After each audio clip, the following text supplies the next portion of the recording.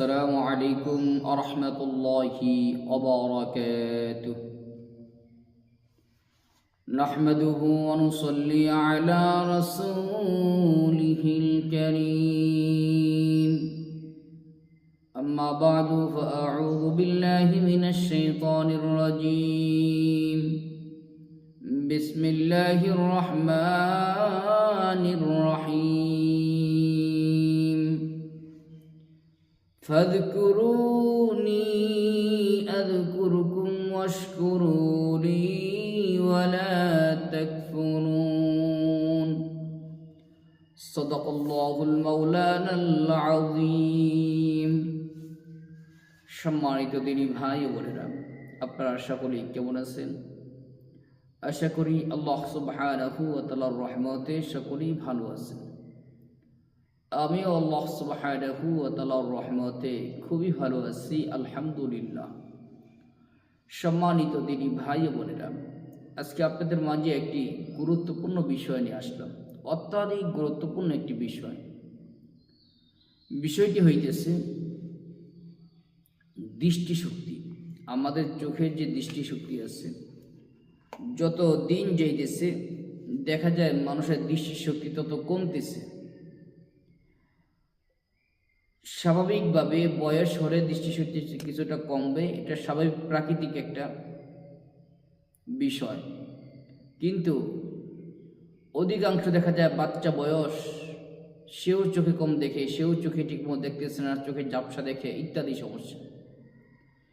বেশ কিছু কারণে এই সমস্যাগুলো হয়ে থাকে। এর মধ্যে অন্যতম একটি কারণ হইতেছে বর্তমান মানুষ সবচেয়ে বেশি মোবাইল ইউজ করে। এই মোবাইল ইউজ করার কারণে, অতিরিক্ত মোবাইল ব্যবহার করার কারণে চোখের এই সমস্যা হতে পারে।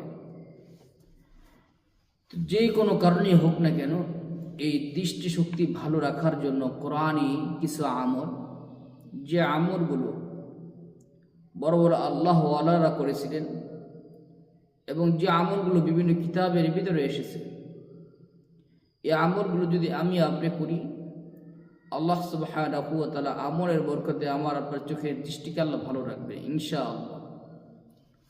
তাহলে আসুন জেনে নেই কোন কোন আমল আমরা করতে পারি।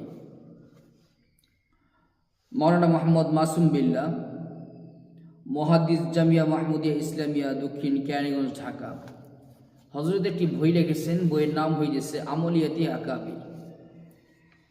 আমলিয়াতে আকাবিরের 38 নম্বর পৃষ্ঠায় বেশ কিছু আমল উনি লিখেছেন এবং আমলে কোরআনি কিতাবের মধ্যে আসছে, আমলিয়াতে কাশ্মীরি কিতাবের ভিতরে আসছে, অন্যান্য আরও কিতাবের ভিতরে এই আমলগুলো আসছে।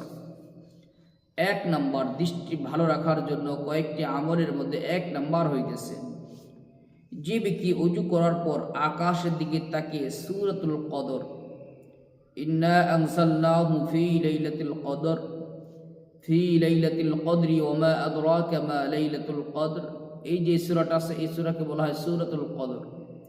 এই সূরাতুল কদর যে ব্যক্তি ওযু শেষ করে আকাশের দিকে তাকিয়ে পাঠ করবে, তো আল্লাহ তাআলা জাল্লা শানুহু তার চোখের দৃষ্টিকে ভালো করবেন ইনশাআল্লাহ। যদি চোখের পাওয়ার কমে থাকে, চোখের দৃষ্টি যদি কমে যায়, তো আল্লাহ তাআলা চোখের দৃষ্টিকে বাড়িয়ে দিবেন ইনশাআল্লাহ। 2 নম্বর, কারো দৃষ্টি কমে গেলে সেজন্য আশাকুরু হাতের এই আঙ্গুলের মধ্যে, মাথায় আশাকুরু হাতের আঙ্গুল লেখে, বাম হাতের আঙ্গুল লেখে অথবা বৃদ্ধাঙ্গুল লেখে এইভাবে চোখটাকে মোছন করবে। আশাকুরু, এতেও আল্লাহ তাআলা চোখের সমস্যা আল্লাহ তাআলা সমাধান করে দেন। রোগে, চোখের মধ্যে যত প্রকারের রোগ আছে আল্লাহ তাআলা এই রোগ থেকে তাকে মুক্তি দান করেন।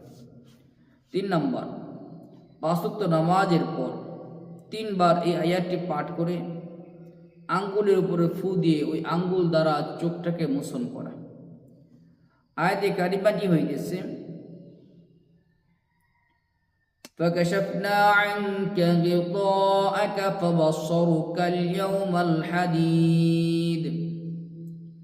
আবার বলতেছে আয়াতে কারিমাটি, فكشفنا عنك غطاءك فبصرك اليوم حديد।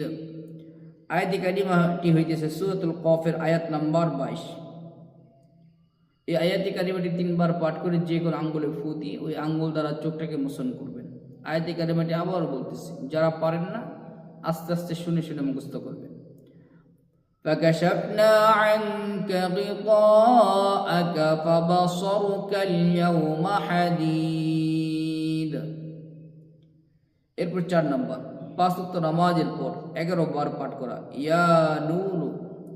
এরপর শাহাদাত আঙ্গুলের মধ্যে ফু দিয়ে চোখের উপরে ঘোরাবে এবং শুরুতে ও শেষে 3 বার দুরূদ শরীফ পাঠ করবে। 5 নম্বর, চোখের সব ধরনের রোগ ভালো হওয়ার জন্য প্রতিদিন দুরূদ শরীফ পাঠ করিয়া আঙ্গুলের উপরে দম করে চোখের উপরে মুছবে। 7 বার সূরাতুল ফাতিহা পাঠ করে পানির উপরে ফু দিয়ে সে পানি পান করবে। ইনশাআল্লাহ চোখের যত প্রকারের সমস্যা আছে আল্লাহ তাআলা সমাধান করবেন। সম্মানিত বন্ধুগণ, আজকে বেশ কিছু আপনাদের কাছে আমলের কথা বললাম।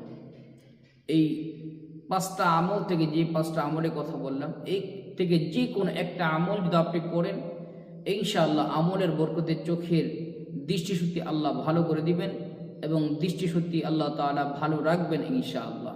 আল্লাহ সুবহানাহু ওয়া তাআলা আমাদেরকে এরকম দামি দামি গুরুত্বপূর্ণ আমলগুলো করার তৌফিক দান করুন, আমিন। আসসালামু আলাইকুম ওয়া রাহমাতুল্লাহি ওয়া বারাকাতুহু।